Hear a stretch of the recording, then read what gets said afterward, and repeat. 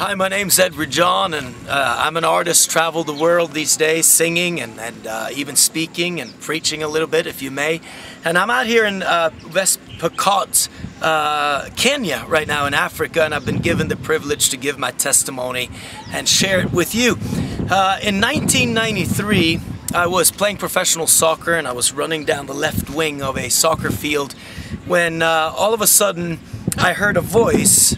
But not with my ears. I heard a voice with my whole being, and this voice was as familiar to me as if though it were my mom or my dad calling me, but I knew it wasn't my mom and dad, yet I knew the voice so well, so I knew it was God. Well, the voice said to me, "Edward, are you going to run after this ball the rest of your life, or are you going to run after me like you run after that ball?"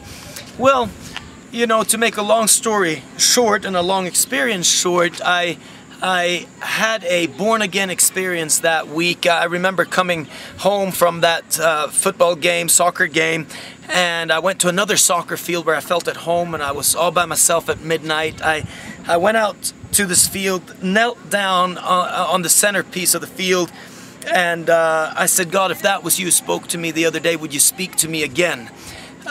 Nothing happened for about 2 hours. I sat there, I heard nothing, didn't feel anything. About 3 hours into it, I was about to give up and say, well, maybe it wasn't God, maybe it was my imagination. I think sometimes God speaks to us very clearly, but we want a second confirmation, and sometimes we just need that as human beings. Why? I don't know, but we look for it somehow. And so on the third hour, all of a sudden something inside of my heart just broke, and it was like a crack in my heart, and I began to cry, and I was crying like a baby for at least another hour.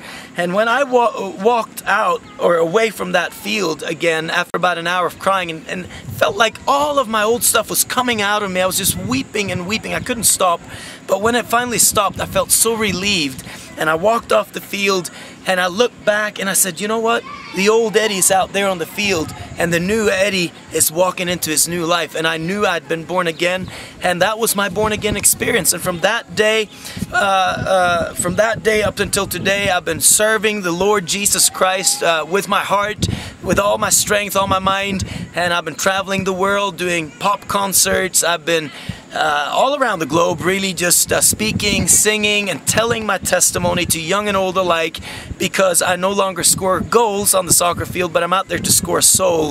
And I hope if you're watching that you can feel from my heart that Jesus, He said, "I am the way, I am the truth, I am the life," and there's only one way for us to truly find peace. And I know it from experience. I've come from both ends, but the peace of God that passes all understanding comes upon you the second you say, "Lord, become Lord of my life too." And if you do, He will revolutionize everything within you, and He'll make everything brand new.